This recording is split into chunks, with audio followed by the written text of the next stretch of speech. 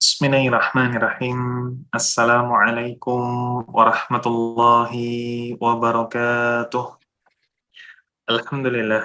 Alhamdulillahilladzi bi ni'matihi tatimmus shalihat wa bi fadlihi ihtadal muhtadun. Allahumma salli wa sallim ala habibina wa qudwatina Muhammad sallallahu alaihi wa ala alihi wa sallam ومن اهتدى بهديه واستنى بسنته واقتدى بقدوته إلى يوم الدين أما بعد.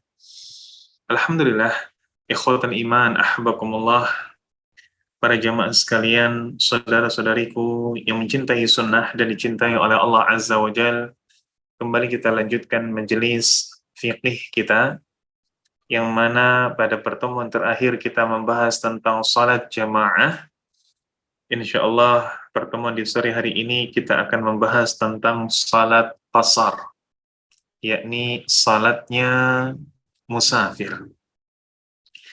Disebutkan di sini qala muallif rahimahullah wa yajuzu lil musafir qasrus salah rubaiyati bi arba'i syara'it. Seorang musafir dibolehkan untuk mengqasar salat dari salat-salat yang 4 rakaat. Dengan apa? Dengan syarat-syarat yang berlaku. Dalam sebuah riwayat disebutkan bi arba'i syara'it. Dalam riwayat yang lain disebutkan bi khamsin syara'it. Ada yang mengatakan dengan 4 syarat, ada yang mengatakan dengan 5 syarat. Yang pertama, ayyakuna safaruhu fi ghairi maksiyah. Hendaklah safarnya bukan untuk maksiat. Ini yang pertama. Bagaimana safar yang bukan maksiat tersebut?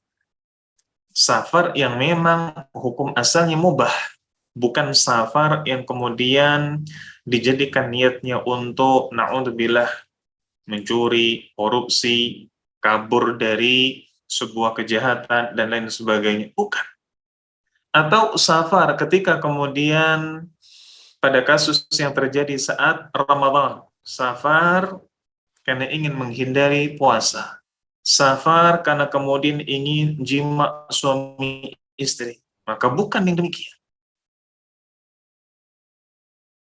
Safar yang dibolehkan seseorang ini untuk mengqasar salat adalah safar yang memang di sana dalam perkara-perkara mubah atau dalam perkara-perkara yang maslahat. Kenapa? Karena safar yang demikian, kepayahannya, kelelahannya akan membuahkan kemudahan. Sebagaimana disebutkan dalam kaidah al-masyaqqah tajlibut taysir. Sesuatu yang sulit, masyaqqah atau haraj, ini akan berbuah kemudahan. Karenanya, salat yang rubaiyah, salat yang 4 rakaat bisa menjadi 2. Dan dalil tentang hal ini telah komplit.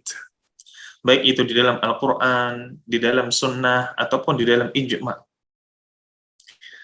Allah Ta'ala menjelaskan firman-Nya dalam surat An-Nisa. Allah mengatakan, وَإِذَا ضَرَبْتُمْ فِي الْأَرْضِ فَلَيْسَ عَلَيْكُمْ جُنَاهٌ أَن تَقْصُرُوا مِنَ الصَّلَاةِ. Apabila kalian berpergian di bunga bumi ini, maka tidak ada masalah. Falaisa alaikum junah, kata Allah. Tidak ada masalah engkau mengqasar salatmu apabila takut dan lain sebagainya. Maka berpergian di muka bumi ini safar.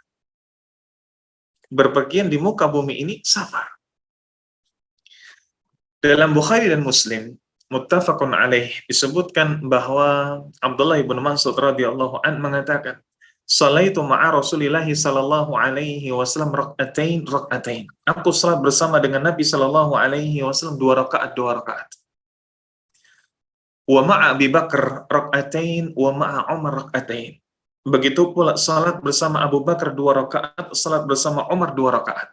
Maksudnya apa? Ini adalah kondisi di mana Abdullah bin Mas'ud sedang safar bersama Rasulullah, Abu Bakar dan juga Umar.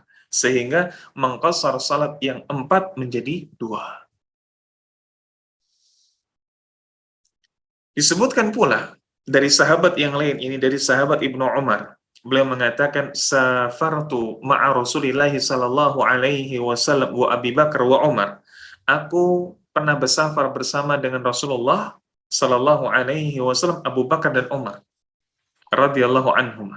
Wa kanu yusalluna dhuhra wal asra rak'atain, dan mereka semuanya salat zuhur dan asar 2 rakaat.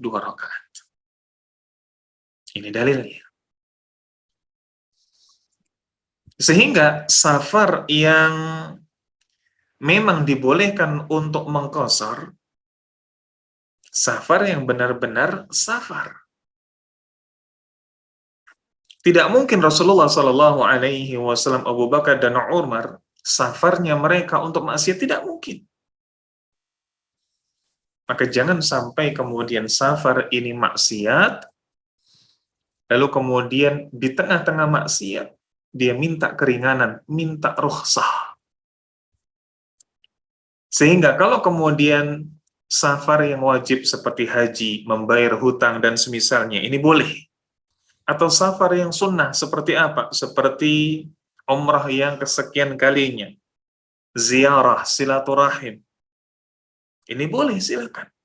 Atau safar yang mubah seperti apa? Safarnya para pedagang untuk kulaan, grosiran, safar untuk rekreasi, menghibur keluarga, ini boleh.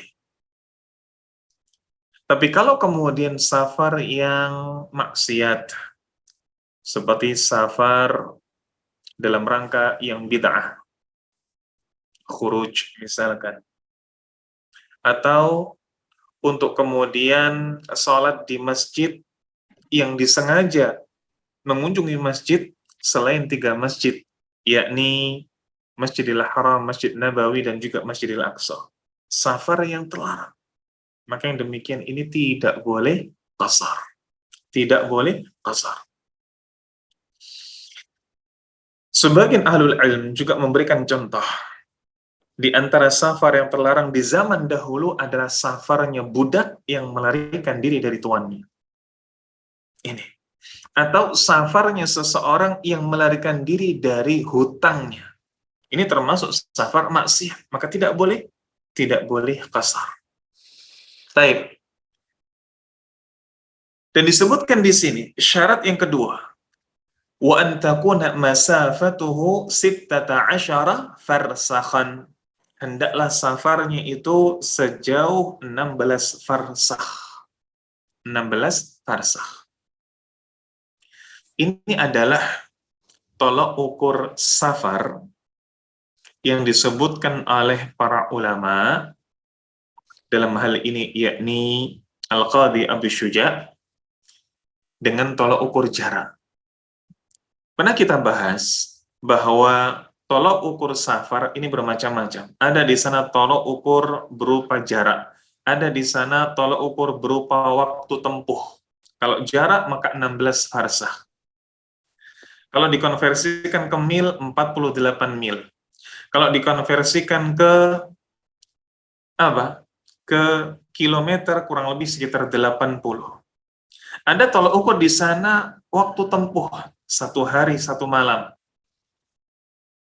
Dan di sana ada tolok ukur yang ketiga, yakni urf. Dan inilah insya Allah pendapat yang tepat.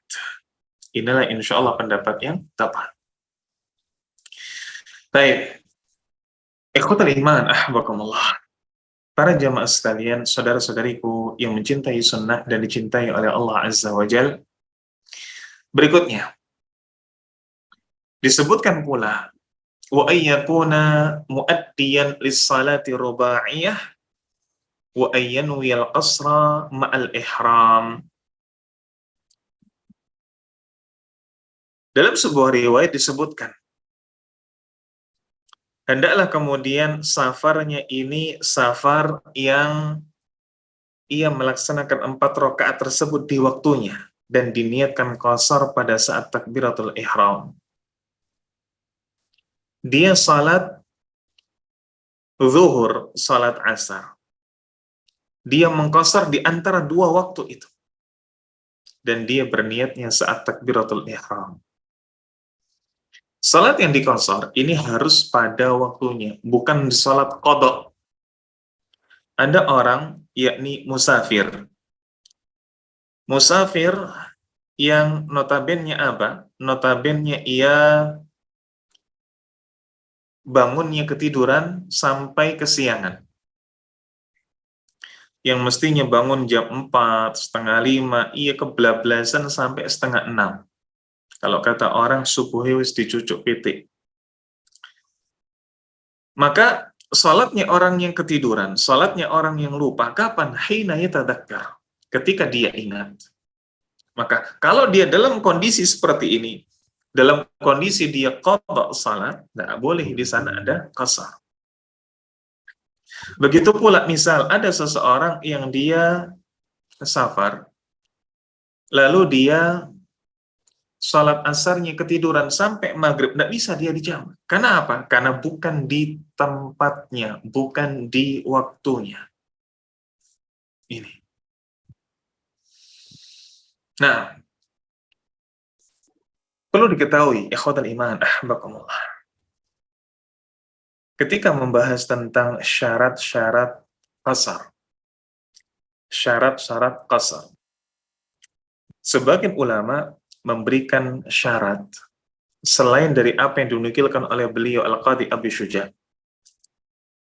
yakni hendaklah musafir ini sholat dari awal sampai akhir. Seandainya dia meniatkan mukim di tengah salat, atau di kapal yang dinaikinya, di bis yang dia sedang di atasnya, sampai ke negeri di tempat dia mukim, maka wajib baginya untuk menyempurnakan salat.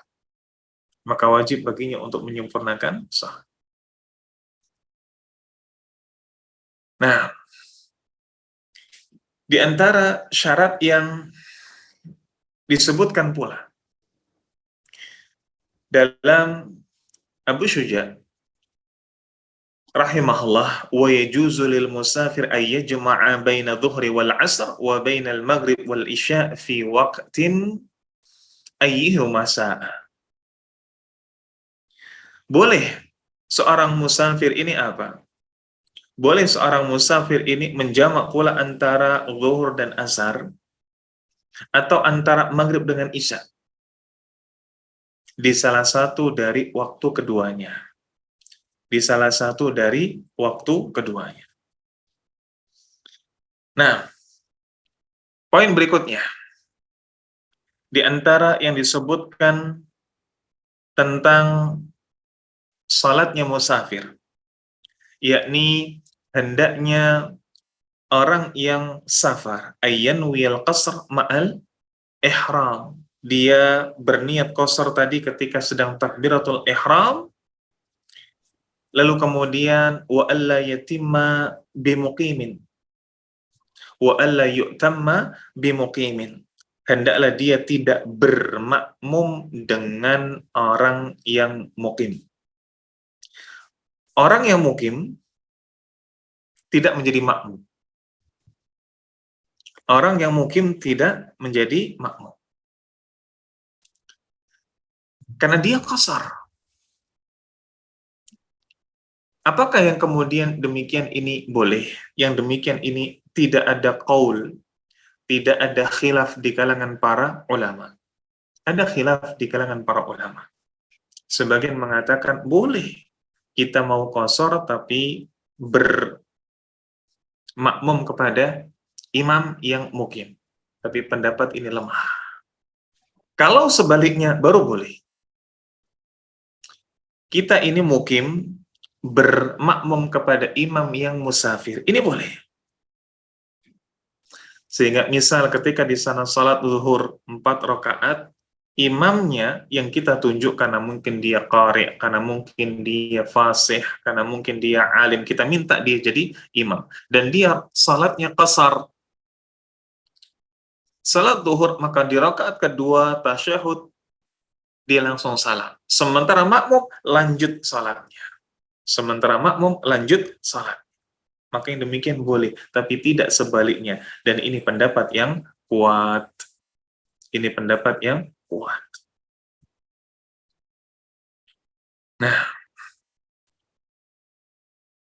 tadi kita sebutkan bahwa sebagian riwayat mengatakan ada 5 syarat, sebagian riwayat ada mengatakan 4 syarat. Yang mengatakan 4 syarat, maka poin ini tidak termasuk. Yani, tidak bermakmum kepada orang yang mukim, ini tidak dijadikan sebagai syarat. Hanya 4 saja, yakni safar yang bukan maksiat, safarnya menempuh jarak 16 farsakh, safarnya yakni salat di qasar, khusus salat yang rubaiyah, salat yang 4, dan yang terakhir yakni berniat qasar saat takbiratul ihram. Ini bagi sebagian nuskhah yang mengatakan 4 syarat. Kalau nuskhah yang mengatakan 5 syarat, maka syarat yang kelima tadi, alla ya'tam bimuqimin. Hendaklah dia tidak bermakmum dengan orang yang mukim. Ini. Ikhwatal iman, ahwakumullah, para jamaah sekalian, saudara-saudariku yang mencintai sunnah dan dicintai oleh Allah Azza wa Jalla. Kita masuk pada bahasan jamak. Kita masuk pada bahasan jamak. Karena orang yang musafir, rata-rata bukan hanya qasar tapi juga jamak. Dan syariat membolehkan hal ini. Karena untuk mendirikan jamak salat, syaratnya lebih umum dibandingkan dengan syarat bolehnya mengqasar. Qasar hanya boleh bagi musafir. Jamak boleh bagi orang yang memiliki uzur. Boleh bagi orang yang memiliki uzur. Bolehnya kita menjamak antara zuhur dengan asar. Juga antara maghrib dengan isya. Baik itu di waktu awal atau di waktu akhir. Baik itu jamak takdim atau jamak takhir. Kecuali di sana salat subuh. Begitu pula salat maghrib tidak bisa dijamak dengan salat asar. Dalil dalam hal ini adalah hadis dari Mu'adz bin Jabal radhiyallahu an, di mana beliau mengatakan kharajna ma'a Rasulillah sallallahu alaihi wasallam fi ghazwati Tabuk. Aku, kata Mu'adz, keluar bersama dengan Rasulullah dan para sahabat yang lain pada perang Tabuk. Fakana yajma'u baina dhuhri wal 'asr wa maghrib wal isya.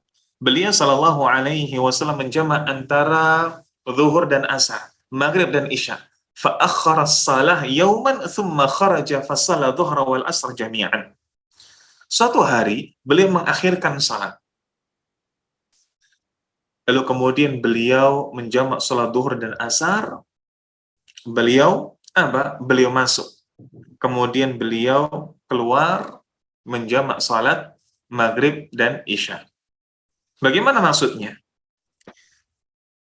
Dalam suatu kesempatan, masih dalam rangkaian perang Tabuk, Nabi Shallallahu Alaihi Wasallam salat jamak takhir zuhur dan asarnya di akhir asar.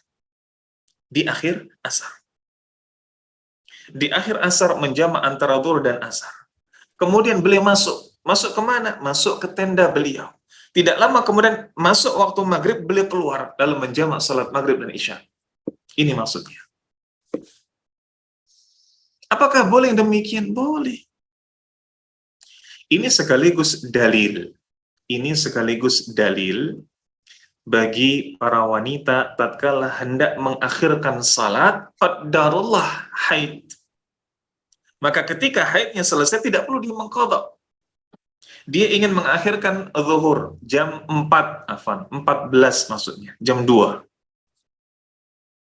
Dia tidak salat setengah 2, tidak salat jam 1, tidak salat setengah 1, dia hendak salat jam 2. Ketika hendak salat, qaddarullah haid. Maka 1 pekan berikutnya, ketika sudah selesai dia, dari haidnya, sudah suci dan lain sebagainya, tidak perlu mengqadha salat zuhurnya.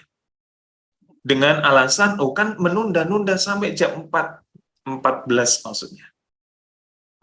Tidak perlu. Kenapa? Karena jam 14, jam 2 pun masih masuk waktu zuhur, boleh seseorang zuhur di situ. Sebagaimana ketika Nabi Shallallahu Alaihi Wasallam menjamak antara zuhur dan asar di akhir asar, tidak ada masalah dengan itu. Nah, karena ketika ada seorang akhwat yang kemudian dengan alasan mengakhirkan waktu sholat sebelum haid, maka berarti setelah dia bersih dari haid harus qadha, seakan-akan dia mengatakan bahwa sholat zuhur jam 2 berarti sudah di luar waktu zuhur. Padahal batas waktu zuhur apa? Ketika tinggi bayangan sama dengan tinggi benda, yakni tiba waktu asar. Itu finishnya waktu zuhur, bukan jam 2. Sehingga orang sholat zuhur jam 2 boleh. Hanya tentang keutamaan atau afdhaliyah, dia salat tidak di awal waktu. Itu pun di sana juga ada sanggahan bahwa Nabi Shallallahu Alaihi Wasallam membolehkan salat duhur di akhir waktu ketika kondisi terik, panas dan lain sebagainya. Nah, ikhwatal iman ahbakumullah. Sebagian ulama ketika membahas tentang jamak taqdim, jamak di awal waktu, zuhur dan asar dilakukan di waktu zuhur. Ini dengan beberapa syarat. Tepatnya 3 syarat. Yang pertama, hendaklah dia memulai salatnya dengan salat yang di depan. Zuhur dan asar, maka dia salatnya di zuhur. Maghrib dan isya, hendaklah dia salatnya di maghrib. Karena waktu tersebut adalah waktu salat pertama. Waktu salat pertama. Kalau kemudian dia memulai dengan salat kedua, maghrib dan isya, di waktu maghrib, dan dia mulai dengan 2 rakaat qasar isya dulu, baru maghrib, la tasihhu salatu. Tidak boleh dan tidak sah salat. Yang kedua, sebagian ulama memberikan syarat dari jamak taqdim adalah niat tatkala takbiratul ihram, sama seperti qasar. Niat saat takbiratul ihram. Dan tidak boleh meniatkan jamak takdim setelah salam dari salat kedua. Setelah salam dari salat kedua. Tidak boleh. Kalau kemudian dia niatnya adalah ketika takbir dalam salat kedua, takbiratul ihram salat kedua masih dibolehkan. Dan yang lebih baik ketika takbiratul ihram di salat pertama, ini letak niat. Ketika mau salat maghrib jamak qasar dengan isya, ya sudah niat jamak qasar takdimnya ketika sedang salat maghrib. Ketika selesai maghrib lalu kemudian akan berdiri melakukan 2 rakaat isya qasar, boleh menurut sebagian ulama. Tapi yang tidak boleh ketika sudah selesai salam dari salat kedua. Ini tidak boleh. Adapun kita yang berpegang bahwa niat ini cukup di dalam hati, maka tidak akan menjadi soal dalam hal ini. Ketika kita berdiri untuk salat maghrib, jamak takdim qasar, sejatinya kita sedang berniat saat itu. Sebelum takbiratul ihram bahkan. Yang ketiga, syarat dari jamak takdim yang disebutkan oleh sebagian ulama adanya muwalah. Apa muwalah? Ketersinambungan antara salat pertama dengan salat kedua. Tidak kok kemudian ada jedanya. Tidak kok kemudian terpisah dengan waktu yang lama. Karenanya ketika hendak salat jamak takdim, tidak perlu salat rawatib. Tidak perlu kemudian qobliyah dulu dari maghrib, atau ba'diyah dulu dari maghrib, qobliyah dulu dari isya. Tidak perlu. Karena tidak boleh ada pemisah. Bahkan seandainya pemisahnya ini lama, waktunya lama, maka tidak boleh menggabungkan salat kedua. Tidak boleh. Ketika selesai salat maghrib, hendak jamak, lalu dia telepon dulu. Nah, ini tidak boleh. Tidak boleh. Adapun pada jamak takhir, tidak disyaratkan untuk urut pada 2 salat. Karena memang ada khilaf di sini. Ketika kita hendak jamak antara maghrib dan isya di waktu isya, tidak dipersyaratkan, tidak diharuskan ada keruntutan, harus maghrib dulu baru isya. Enggak. Ada di sana pendapat yang mengatakan boleh isya dulu baru maghrib. Ada. Makanya tidak menjadi syarat. Yang ada adalah afdaliyah, yang afdal. Mana yang afdal? Urut. Yang afdal tetap runtut. Kalau jamak takhir, yakni maghrib dan isya di waktu isya, ini pun juga maghrib dulu baru isya. Ini yang afdal. Walaupun kalau tidak demikian tetap sah. Disebutkan dalam kelanjutannya bahwa wa yajuzu lil hadiri fil matar ayyajma'a bainahuma fi waqtil awal atau fi waqtil ula minhuma, pada waktu hujan. Pada waktu hujan. Seorang mukim ini boleh menjamak di antara keduanya pada waktu yang pertama. Jadi saat hujan di zuhur misal, boleh kemudian dia menjamak keduanya, yakni asar di zuhur, boleh. Karena hujan ini termasuk kondisi di mana seseorang boleh menjamak. Apakah mutlak atau harus dengan syarat-syarat tertentu? Ada syarat-syarat tertentu. Bagaimana syaratnya? Yang pertama disebutkan oleh para ulama, hendaklah sholat jamaknya di masjid. Kalau di rumah maka tidak bisa. Yang kedua, hendaklah jamaknya tersebut atas persetujuan imam. Kalau sekedar makmum saja yang kepingin, tidak boleh. Ini. Sehingga kalau pas didapati tiba-tiba hujan lebat, kita yang di rumah mau sholat duhur kok tiba-tiba gelap, badai, petir, dan lain sebagainya. Boleh tidak jamak dengan asar? Tidak boleh yang kita sholatnya di rumah. Tapi kalau yang sholat ke masjid, boleh. Yang sholat ke masjid, boleh. Baik. Ikhwatal iman, ahbakumullah, para jamaah sekalian, saudara-saudariku yang mencintai sunnah dan dicintai oleh Allah Azza wa Jal, ada sebagian pendapat dari madhab bahwa tidak boleh di sana menjamak salat. Apa? Karena jalanan becek rusak, karena takut dan lain sebagainya. Sebagian ulama, sebagian madhab melarang hal ini. Karena yang namanya salat jamak ini harus ada uzur. Tetapi ini pun dibantah oleh sebagian yang membolehkannya. Karena di sana ada dalam hadis muttafaqun alaih, dalam hadis Bukhari dan Muslim, di mana Rasulullah Shallallahu Alaihi Wasallam tatkala di Madinah, maka 8 rakaat dijamak, 7 rakaat dijamak. Disebutkan di sini 8 rakaat maksudnya apa? Zuhur dan asar. 7 rakaat maksudnya apa? Maghrib dan isya. Dan dalam riwayat lain-lain disebutkan min ghairi khaufin wala safarin. Itu dilakukan oleh Nabi tanpa rasa takut, tanpa ada sebab safar. Maksud dari tanpa rasa takut, tidak ada ancaman perang. Dan tanpa safar, ya karena Nabi sedang di Madinah. Nah, ini dijadikan oleh sebagian ulama, hadis dari Ibnu Abbas ini bahwa boleh menjamak. Boleh menjamak. Mau kapanpun itu boleh menjamak. Beda dengan qasar, harus ada safar. Kalau jamak silahkan kapan saja. Tetapi sebagian ulama yang lain, dan ini termasuk pendapat yang kuat, bahwa jamak itu tidak boleh kalau di sana tanpa sebab. Cuma sekedar apa? Cuma sekedar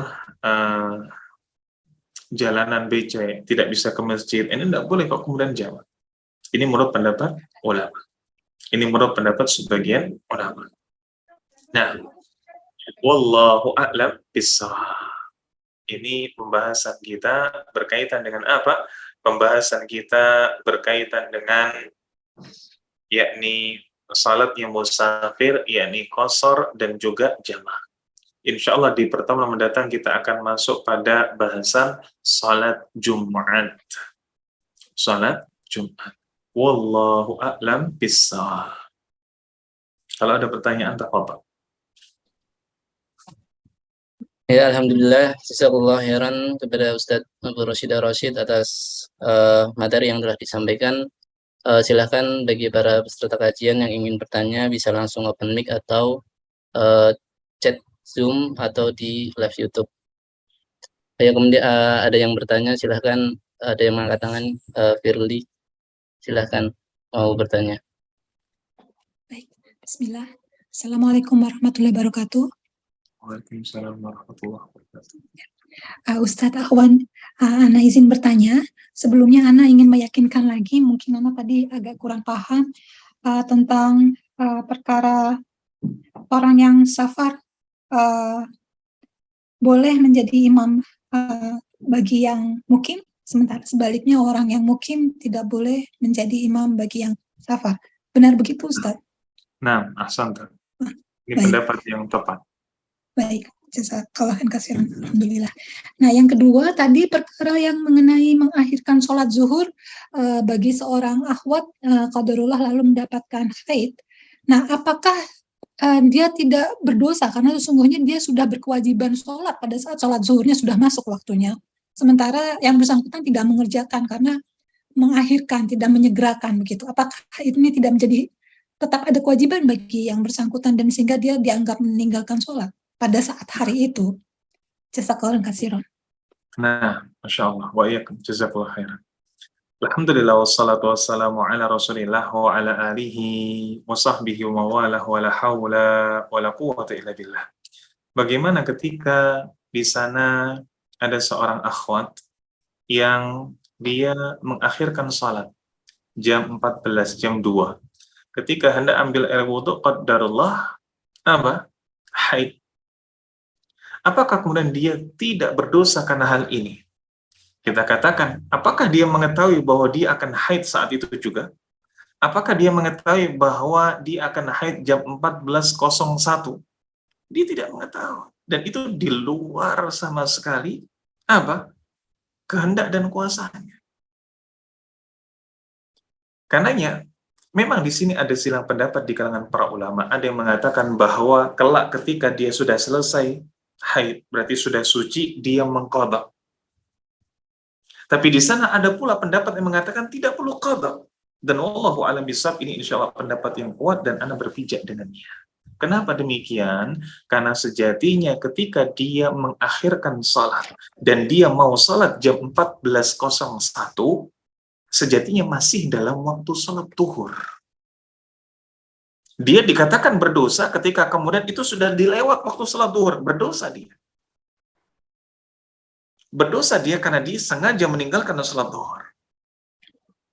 Atau nanti kayaknya saya sudah mau ini haid ini. Nanti ditunda sampai kemudian habis waktu zuhur ternyata belum haid. Lalu kemudian dia mau salat asar ternyata haid, maka dia berdosa karena meninggalkan salat zuhur.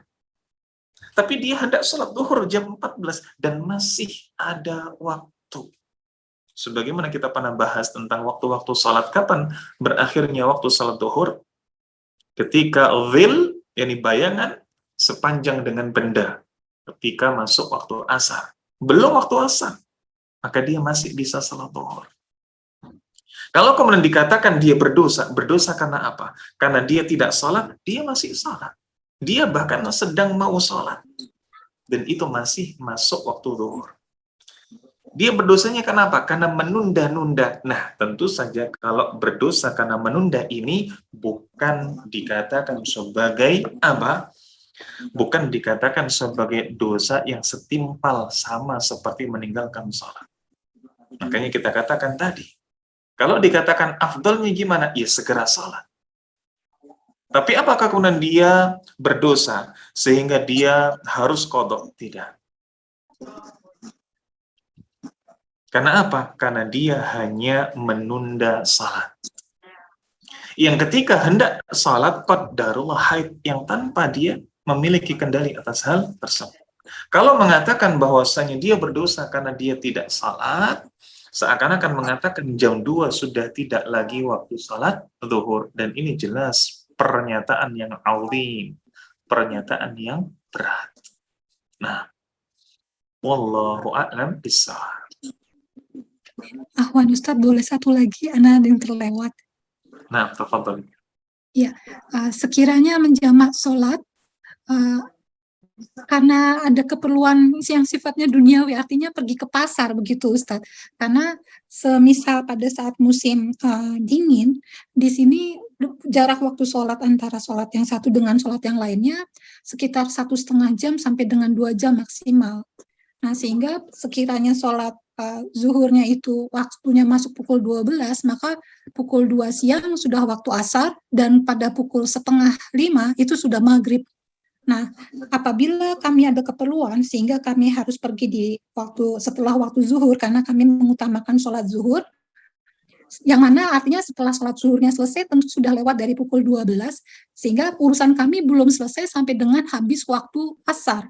Nah, apakah kami diizinkan untuk menjamak sholat? Akhwan, semisal kami mengerjakan sholat secara penuh begitu ya.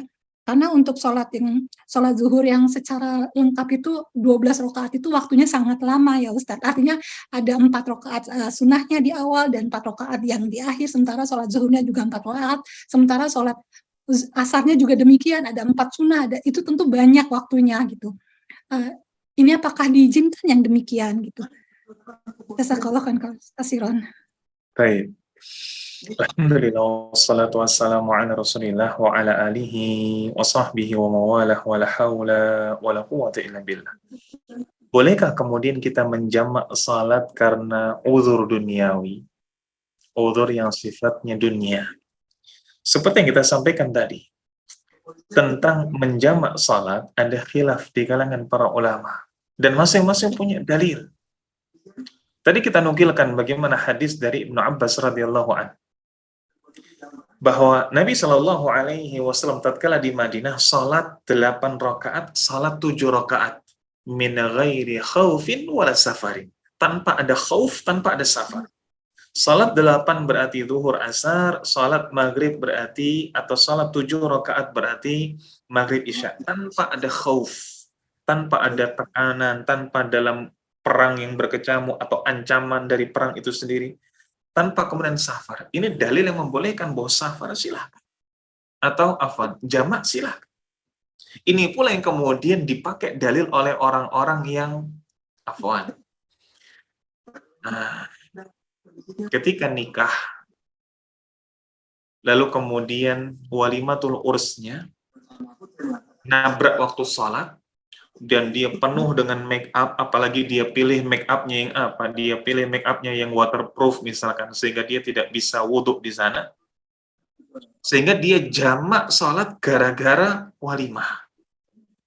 Ini adalah dalilnya. Oh, nggak apa-apa kok, boleh. Dulu Nabi Shallallahu Alaihi Wasallam di Madinah melakukannya.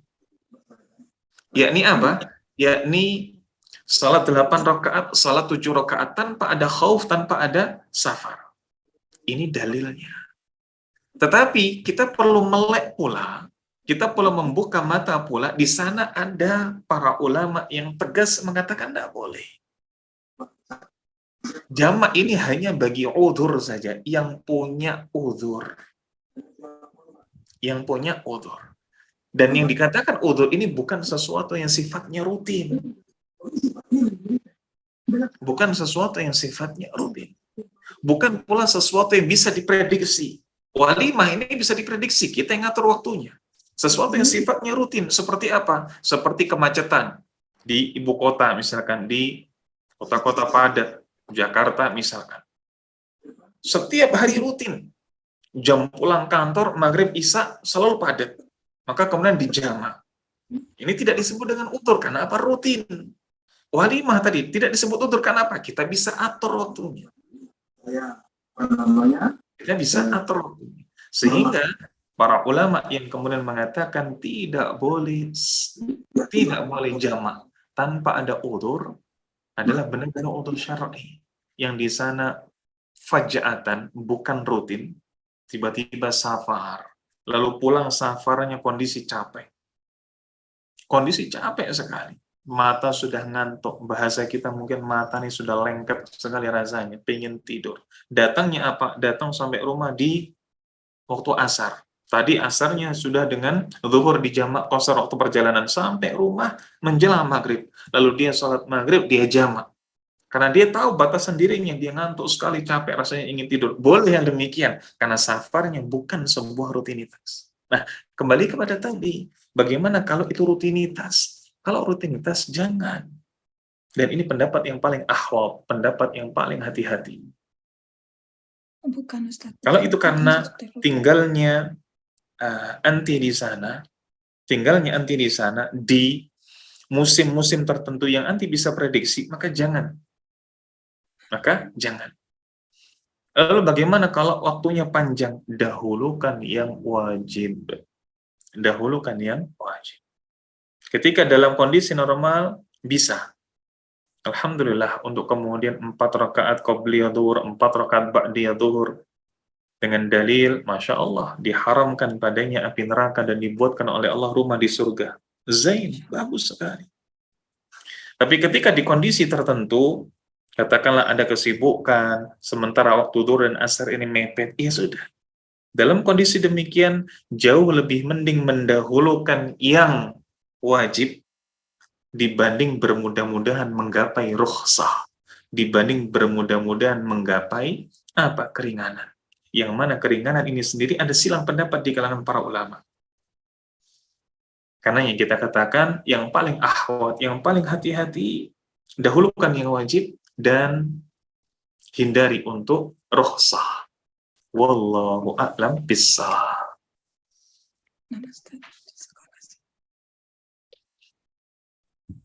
Nah, jazakallahu khairan atas jawaban yang telah diberikan Ustadz. Kemudian ada pertanyaan lagi.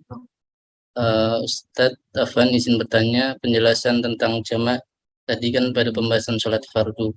Kalau dalam pembahasan sholat sunnah, apakah dibolehkan? Jamak sholat sunnah. Nah, Ustadz. Wah, gimana bentuknya jamak sholat sunnah? Hah? Karena tidak ada gambaran ini maksud sama. Gimana Ustadz? Gimana gambaran sholat sunnah di jamak ini? Apa contohnya? Apa ya? Mungkin yang bertanya bisa mencontohkan ya, atau mungkin jamak. Ada. Ya mungkin Kalaupun di sana mungkin ada yang dihilafkan oleh para ulama, semisalkan sholat Jumat di jamak dengan asar. Menurut pendapat yang rajih, wallahu a'lam bishawab, tidak bisa. Walaupun sebagian fatwa mengatakan boleh, tapi demikianlah kemudian pernah kita tanyakan kepada para masyayikh, tidak bisa. Ketika sedang safar di hari Jumat, lalu dia ikut sholat Jumat, maka konsekuensinya dia tidak bisa jamak qasar. Kalau mau jamak qasar, ya sudah, jangan dia Jumatan. Dia tunggu sampai selesai jamaah Jumatan, lalu dia sholat duhur, jamak qasar dengan asar. Ini. Nah, kenapa kok tidak boleh? Karena di sana sholat Jumat statusnya adalah badal. Statusnya adalah badal, bukan sholat yang memang secara hakikat dia boleh untuk di jamak. Wallahu a'lam bissawab. Nah, jazakallahu khairan atas jawabannya Ustaz. Pada para peserta kajian, apakah ada pertanyaan lagi? Kalau misalnya ada pertanyaan bisa langsung di chat atau pemik aja.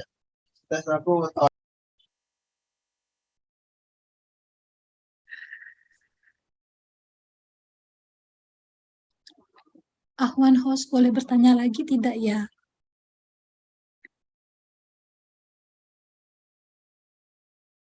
Nah, silakan.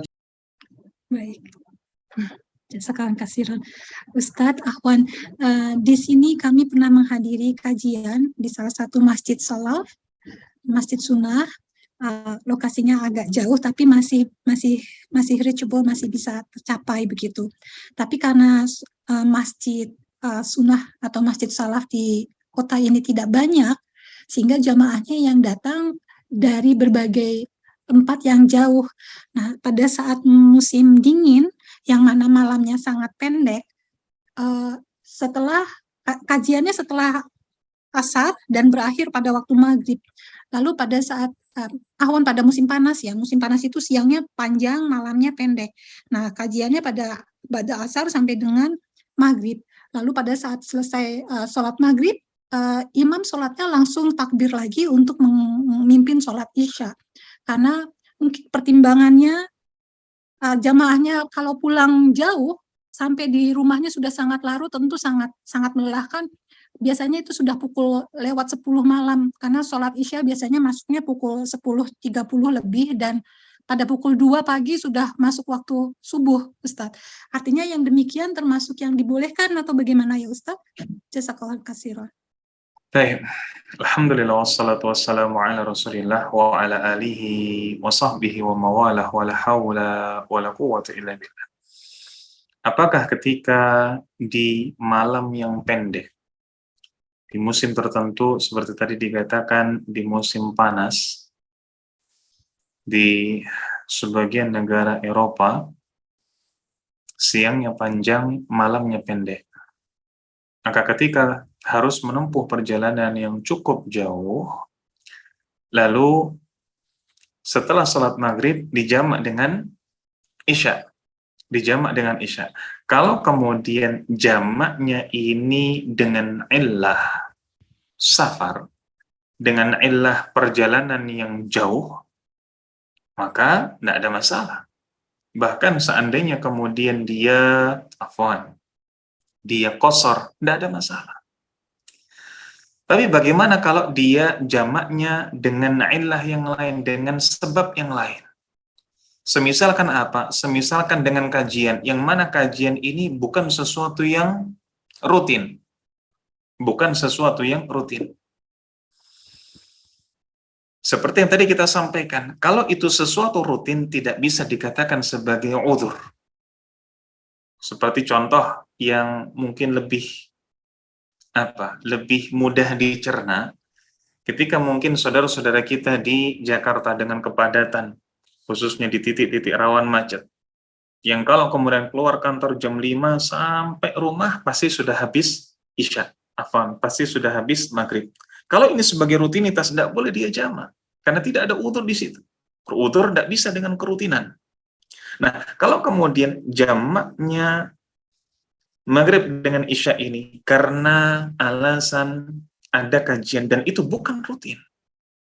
Dalam artian bukan rutin, bukan setiap hari. 1 pekan sekali dan lain sebagainya. Makanya demikian tidak ada masalah. Tapi kalau kemudian ini rutin setiap hari, maka tidak boleh. Kalau dengan alasan kajian. Kalau dengan alasan kajian. Tapi kalau dengan alasan safar, silakan, tidak ada masalah. Wallahu a'lam bishawab. Jazakallahu khairan, Ustaz.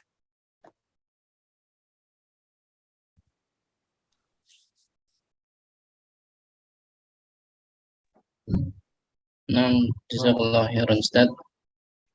Mungkin dari peserta kajian yang lain atau ada yang mau bertanya lagi? Silahkan.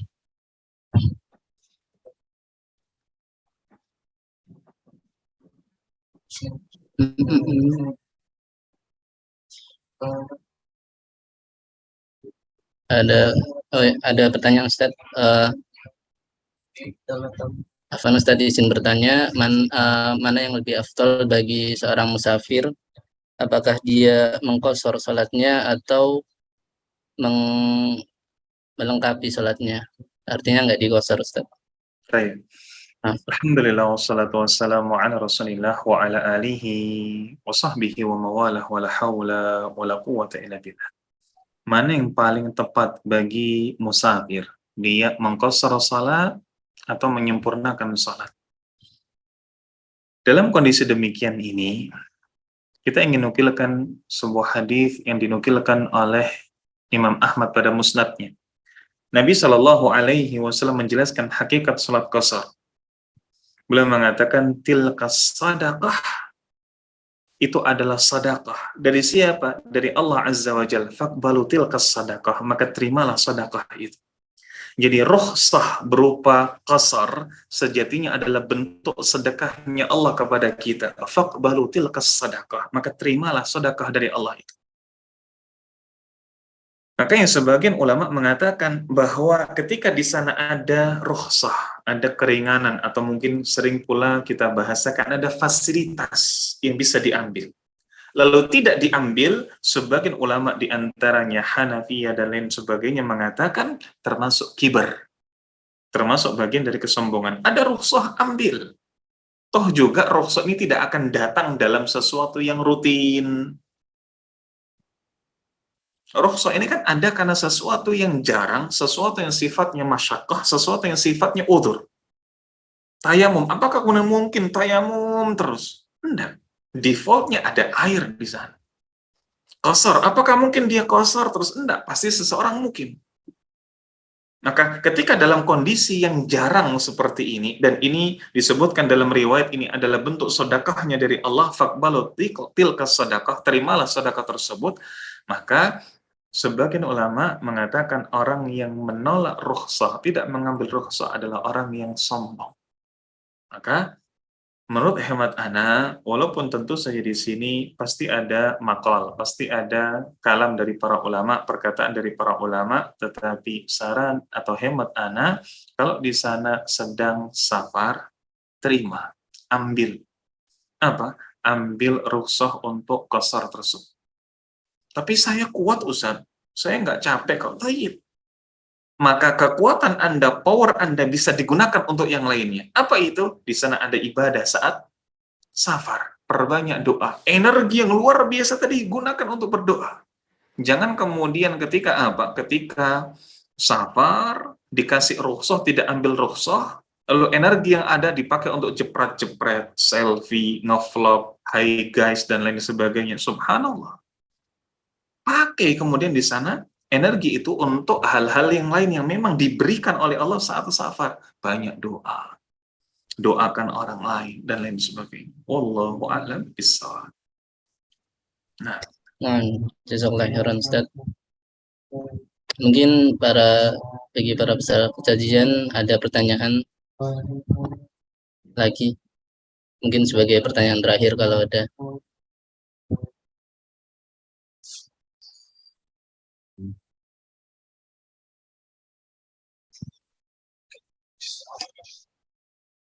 Mungkin kalau sudah tidak ada pertanyaan lagi, mungkin bisa ditutup ya, Ustaz. Nah, insyaallah. Ini mungkin yang bisa Ana sampaikan ayol ikhwah, atas banyak sekali kurangnya dan sedikit lebihnya Ana mohon maaf. Semoga yang sedikit ini bisa bermanfaat, melahirkan keberkahan untuk diri kita semuanya, sehingga ketika ada di antara kita yang sakit, semoga Allah sembuhkan karena keberkahan dari majelis ilmu ini. Jika ada di antara kita yang sedang memiliki hajat dan belum Allah kabulkan, semoga segera Allah berikan keterkabulan atas doa-doanya karena wasilah dari keberkahan majelis ilmu di sore hari ini. Wassallallahu ala nabiyyina wa ala alihi wa sahbihi wa mawalah. Akhiru kalam wa akhiru da'wana alhamdulillahi rabbil alamin. Thumma assalamu alaikum warahmatullahi wabarakatuh. Waalaikumsalam warahmatullahi wabarakatuh. Ya, terima kasih bagi para peserta kajian yang sudah meluangkan waktunya untuk mengikuti kajian pada sore hari.